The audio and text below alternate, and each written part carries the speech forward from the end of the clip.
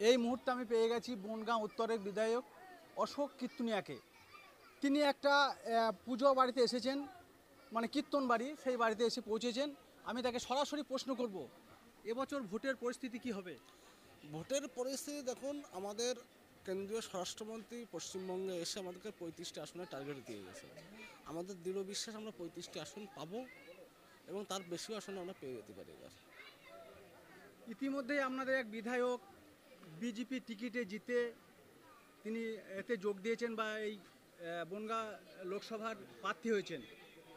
কতটা আপনাদের এ সমস্যার মুখে পড়তে হবে? দেখুন, ওকে কেউ ভোট দেবে না, ওটা বেইমান। 2021 সালে ভারতীয় জনতা পার্টিতে এসে ভারতীয় জনতা পার্টির টিকিট নিয়েছিল, তৃণমূলের এমএলএ ছিল টিকিট নিয়ে। কারণ তখন টিকিট বিজেপিতে আসার মূল উদ্দেশ্য ছিল, তখন যদি তিনি টিএমসিতে থাকতেন তাহলে জিততে পারতেন না, তার অস্তিত্ব নষ্ট হয়ে যেত। সেইটা বজায় রাখার জন্য তিনি বিজেপিতে জয়েন করেছিলেন এবং বিজেপিতে এসে বিজেপির প্রার্থী হয়ে বাগদা থেকে জিতেছিলেন। কিন্তু পরবর্তীতে তিনি সেই বাগদার যেসব বিজেপির মানে কর্মী সমর্থকবৃন্দ ছিল, যারা তাকে অক্লান্ত পরিশ্রম করে জয়ী করেছিলেন, তাদের সঙ্গে বেইমানি করে সে পুনরায় তৃণমূলে চলে যায়। এখনও তিনি বিজেপির বিধায়ক এবং তিনি তৃণমূলের প্রার্থী হয়েছেন। একটা কথা আপনাদের মাধ্যমে বলে দিয়ে যাই, তার জমানত বাজেয়াপ্ত হবে, এবার জব্দ হবে জমানত। কারণ সে একদিকে তার এমএলএ পদ থেকে তাকে রিজাইন দিয়েই লোকসভা নির্বাচনে লড়তে হবে, কারণ তিনি বিজেপির বিধায়ক হয়ে তৃণমূলের প্রার্থী হতে পারবেন না, তাকে রিজাইন দিতে হবে। রিজাইন দেওয়ার পরেই তার হার অবশ্যম্ভাবী। সে এমএলএ ছিল, এমএলএ পদও যাবে তার, আর এমপি হওয়ার যে স্বপ্ন ছিল সেটা তো শেষই হয়ে যাবে। কিন্তু এই যে বনগাঁ বিধানসভায় আপনাদের যে এমপি শান্তনু ঠাকুর বেশ কিছু এলাকা থেকে অভিযোগ করে তিনি নাকি 5 বছরে এলাকাতে আসেননি। আমি একটা কথা বলি, তিনি একজন এমপি, তিনি একজন কেন্দ্রীয় মন্ত্রী, সারা ভারতবর্ষের মন্ত্রী, কিন্তু এটা মাথায় রাখতে হবে প্রথম কথা। সারা ভারতবর্ষের মন্ত্রী, কারাই প্রচারটা চালাচ্ছে? প্রচারটা চালাচ্ছে তৃণমূল থেকে। আজকে যে শান্তনু ঠাকুরের হাত ধরে আপনাদের পাশেই দেখুন কল্যাণীতে যে এইমসটা গড়ে উঠেছে, যে এইমস ভারতবর্ষের স্বাস্থ্য ক্ষেত্রে একটা উল্লেখযোগ্য অবদান রেখেছে এইমস। সেই এইমসে আজকে দেখুন সারা পশ্চিমবঙ্গ থেকে লোকজন আসছে ট্রিটমেন্ট হওয়ার জন্য। সেই শান্তনু ঠাকুরের আমলেই আজকে এইমসটা পূর্ণ রূপে চালু হয়েছে। এবং যে শান্তনু ঠাকুর, আজকে দেখুন তার আন্ডারে 14টা রেল স্টেশনের অভাবনীয় উন্নয়ন হয়েছে।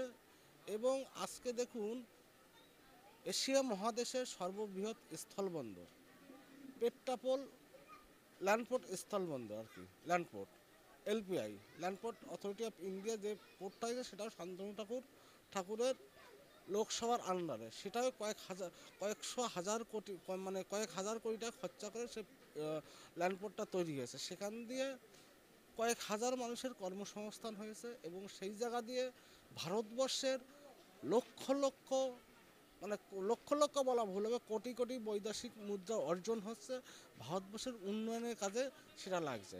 তৃণমূল থেকে আজকে প্রচার করছে তিনি আসেননি, উন্নয়ন করেননি। আসলে তৃণমূলের লোকজনের চোখে ছানি পড়েছে, যে ছানি পড়ার দরুন তৃণমূল এটা চোখে দেখতে পাচ্ছেন না। এই যে রানিং পার্টি তৃণমূল কংগ্রেস, তারা লক্ষ্মীর ভাণ্ডার, স্বাস্থ্যসাথী এইসব নিয়ে ঝাঁপিয়ে পড়েছে। আপনাদের ইস্যু কি থাকবে ভোটের প্রচারে?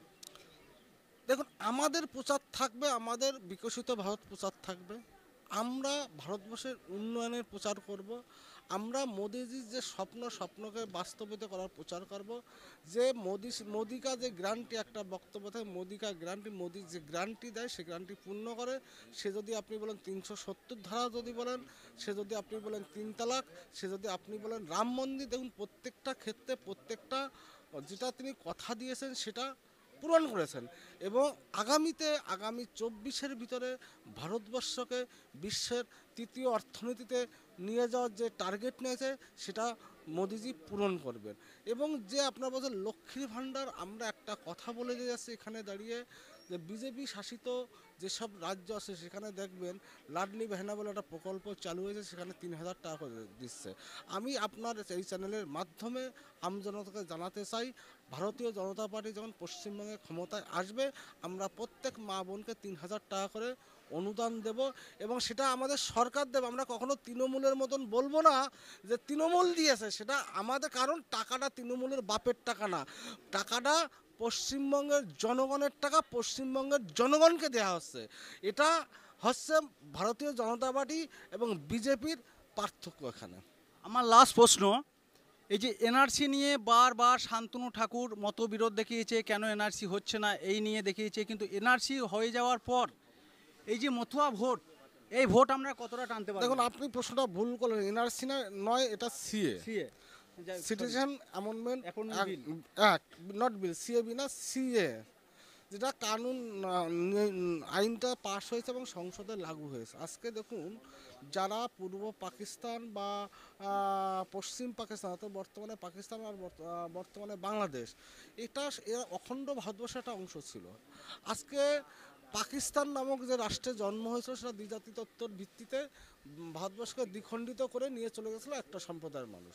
আজকে এই জায়গা থেকে পাকিস্তান অথবা পূর্ব পাকিস্তান বা পাকিস্তান থেকে, মানে বাংলাদেশ থেকে যারাই এসেছেন, তারা ধর্মীয় উৎপীড়নের ফলে এসেছে।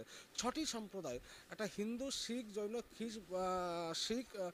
জৈন, বৌদ্ধ আর খ্রিস্টান, এই 6টি সম্প্রদায় তারা এসেছিল। তাদের কিন্তু প্রত্যেকের পূর্বপুরুষের ভিটে মাটি বাড়ি ছিল, সব কিন্তু ছেড়ে আসতে বাধ্য হয়েছিল। তার একটাই মূল কারণ ছিল, তাদেরকে ধর্মীয় অত্যাচার করেছিল, উৎপীড়ন করেছে। তাদের মা বোনদের ইজ্জত বাঁচানোর জন্য তারা সেই জায়গা ছেড়ে বেরিয়ে এসেছিল। আজকে তারা এসেছে, কেন এসেছে প্রশ্ন আমার। আজকে তৃণমূল বলছে যে সিএ হবে না, বাংলাদেশে কোনো ডকুমেন্টস লাগবে, এই সমস্যা হবে, তোমাদের জেলে লাগবে, সম্পূর্ণ ভাওতাবাজি কথা। মমতা ব্যানার্জি কথায় কথায় বলে যে রেশন কার্ড আছে, আধার কার্ড